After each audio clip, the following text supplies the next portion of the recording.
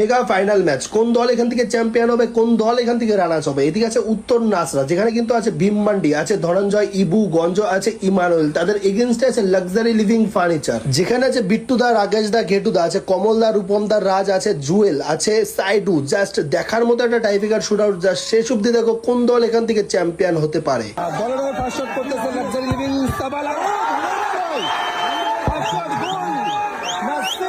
এখান থেকে ধনঞ্জয়, এখান থেকে এসএস উত্তর নাসরা। দলের হয়ে ফার্স্ট শট করতে এসছে ইবু, আর এখান থেকে লাক্সারি লিভিং ফার্নিচার গোলরক্ষক আছে বিট্টুদা।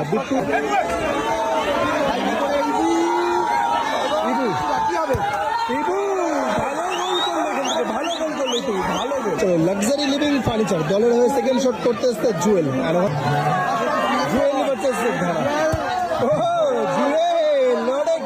জুয়েল, এসএস উত্তর নাসরা দলের হয়ে দ্বিতীয়